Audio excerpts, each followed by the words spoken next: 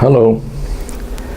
Today I'd like to talk about the inflation in Argentina, but from a personal experience, not for the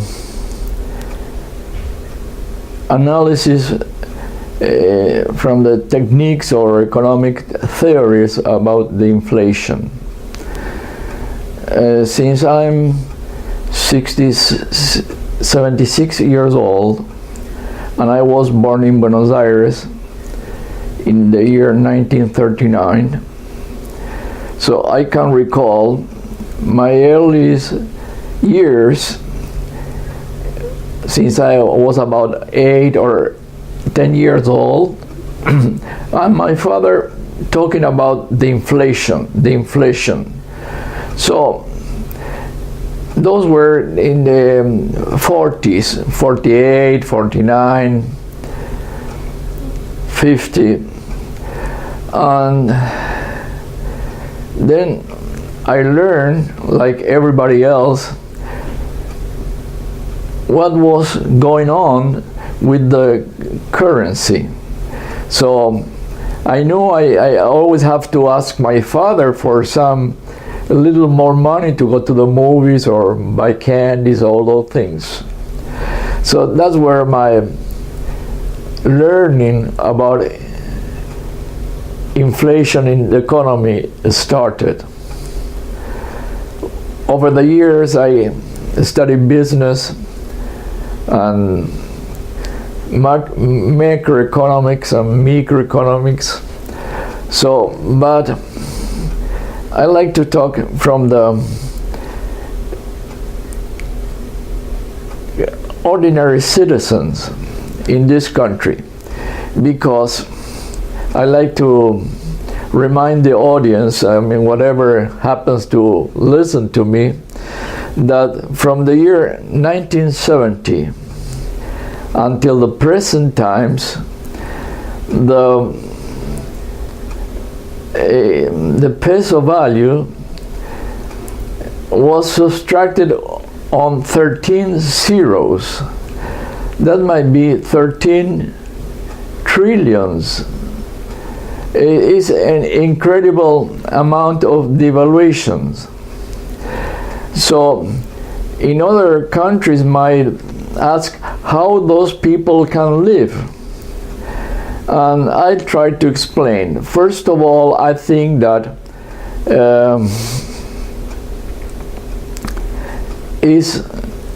I like to take from the medicine a word, because I was trying to figure out how to define, and I find the syndrome in the medical lexicon may apply to the economic inflation as economic syndrome, because syndrome is taken from the Greek word that means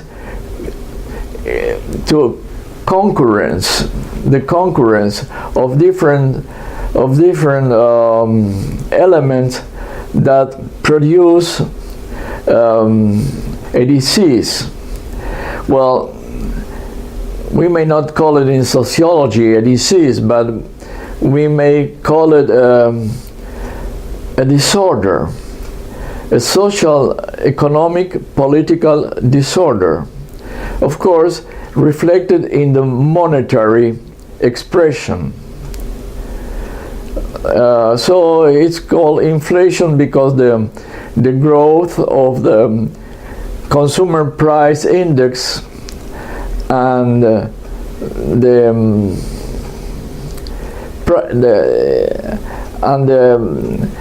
cost of living index. There are many indexes to measure this phenomenon, but at the very beginning I may say that people start doing transactions, big transactions, in cash. And in the 60s, I can recall in the real estate everything was done in cash or for 1 or 2 year mortgage, figuring out that a 30% increase of the or decrease of the value of a monetary was something to be expected. And since that time, I think people learn the tricks the government did increasing the monetary supply. And of course, from an economy, we can say that you might, from the Keynesian point of view, you might increase the monetary supply with I agree, and be flexible in exchange rate with I agree, but with responsibility. Now, responsibility is something that lacked in the political spectrum, so to speak, in Argentina. And then it was translated to, or the private sector, the ordinary citizens, the business, start to learn how to cover themselves. So many learn how to cover themselves and make profit on top of the inflation. Now, the inflation is related with the exchange rate, and in Argentina, the other currency, the strong currency for the Argentina was the dollar. This is a dollar area. So people learn how to cover themselves buying dollars. Now, when there were restrictions in the dollar exchange because it was closed, the market, it wasn't. Sometimes they opened the market, sometimes they closed it. It all depends on the government in charge. They tried all kinds of remedies, but never works. And so they usually go, like I did, go to what they call caves, office and tourism or real estate, or some offices in downtown, where you go and change. That's the black market. But the learning started from top to bottom. It takes many years, perhaps decades, to reach the bottom. Now every worker, every single person knows that the money doesn't worth a lot, so if they have it, they expend it, or they go on trying to buy dollars in big cities probably. And this is, as I said, a disorder because it becomes a social disorder, not only from the government that started with irresponsibility, but not one specific government. It's about the last 50 years government or 60 years government. I can start with the Peronist era, when those things started, and then it's a very complicated thing to try to explain in a brief talks. But since Argentina is agribusiness export oriented and commodities export oriented and imported from different items, especially machinery, all those things. But let's say that export is about 60 billion nowadays, and import is about the same. So there are $120 billion in economy. In nominal dollar is about 400 billion or 500 billion. It all depends the exchange rates. So those people who operate in dollars, they are well covered, because whether the economy in pesos, it takes some time until the salaries and pensions are adjusted. And same thing like utilities. So they make a profit. And to put some summary, we have to think that Argentina is the 8th largest country in the world. It's about 1/3 of the territory of the United States. Now, 1/3 of the population of the United States might be about 100 million or something. In Argentina, we're about 42, 43, 44 millions, depends how they figured out. In that, so this country, which is not desert, it has mountains, plains, Mesopotamia rivers, water, fossil fuels, big reserve of fuels, big reserve of aquifers of water, 5,000 kilometers of mountains, all kinds of minerals, 5,000 kilometers of sea that also is very productive. So how to understand this? And if we figured out that we are the 8th largest country in the world, the 7th largest country is India. Now India, with about the same territory of Argentina, just a few 100,000 more, has 1.2 billion inhabitants, people, 24 different languages. In Argentina, there are 40 million people, 40. So imagine that there are 30 times more in India. And they have different religions. Argentina only have one religion, which is Roman Catholics, and some other religions, but they are lesser. One language, and is inhabited by 70 or 80% or 85%, all depends how you measure, of Europeans' origins. So in a sense, Argentina might be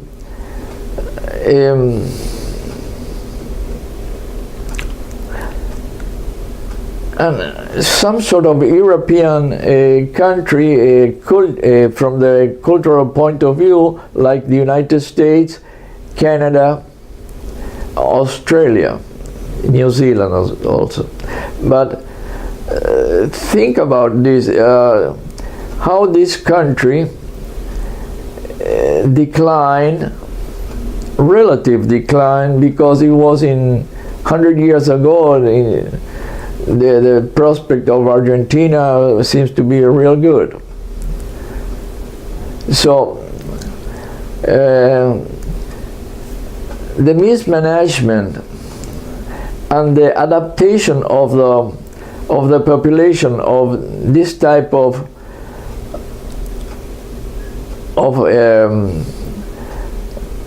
behavior of the total population and the government and the expectations, so they learn all the tricks possible, and there is no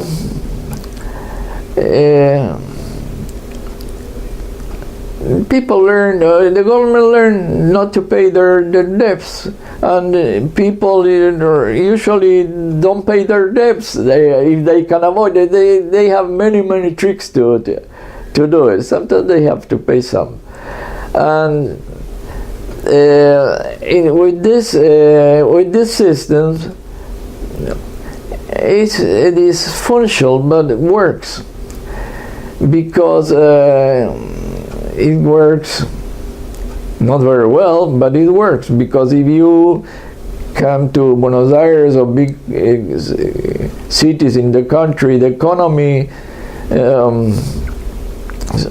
people seems to lead normal lives. So it's very difficult to people in the United States and Europe understand it. Well, living in this country, you can understand it, but nevertheless, the great majority pay a price, especially the people who have a fixed income. And the flexible income, they adapt and they know how to do it. And we have in this country higher middle class that lead excellent standards of lives. And if you go to the coast, there are a big city that usually go people for 2 months in January and February for vacations, and there are many smaller cities all over the Buenos Aires coast. And then the industrials and business people they take their money out of the country. They invested. First of all, they invest in Uruguay, in Punta del Este. They have excellent homes and all those things. And then the excellent, they put it somewhere in Switzerland, in Europe, in the United States, UK, who knows. But the experts say they are about $100 billion from Argentines, from very few, of course, very few. That they have it away. They take it. They call it capital flight. The economists, they call capital flight. Same thing like the inflation. They don't say that it's a transfer from the working people to the rich people. They call it is a drastic transference from the fixed income to the flexible income sectors of the economy. That's an euphemism. So economists,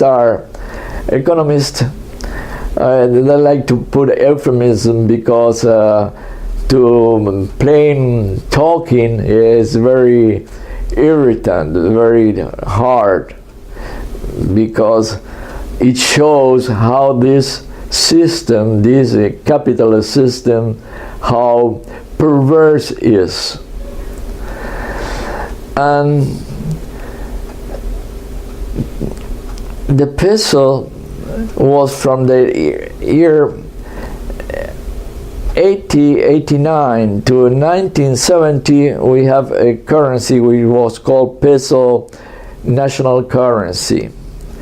From the 1970 to the 1983, we have Argentine peso. Anytime they change the currency, probably is 10,000 to $1 or things like that. They take out 4 zeros. Abracadabra. We have 1 peso, $1. This happened in this country. So we have from the year 83 to the year 85. We have the peso argentino. They took another 4 zeros. And from the year 85 to 91, the Austral, a new denomination. Now in the year 91, with Menem and Cavallo, they took another 4 zeros, and we have the peso convertible. So they claim to have the same amount of pesos in circulation, they match it with the reserve in dollars. So that was called the convertible, and it lasts for some few years, 8 years, 10 years, until the Argentine economy collapses. And in the year 2001, that is very well known, and default in its debt. It was not the first default. Several times did it in the past, but much lesser degrees. And that's where we are now. And in our lifetime, for people who can remember the 60s and 50s and 70s, we have crisis. We have economic crisis, and we have shocks, utility shocks, and we have devaluations, and we have crawling peg, free exchange, closed exchange, you name it. So after so many things happens, people are very adaptable and flexible. So, and also learn how to cope with this and all those tricks that come with this type of system. And that's the Argentine inflation. It's very difficult to understand, but anyone who comes over here in Argentina might see how this country is. By the way, you may see in broader terms, the country is so rich that, and so, as I said, so many few inhabitants in relation with others. Imagine, Argentina has 40 million, India has 1.2 billion. So how cannot this country support 40 millions? But it's not right.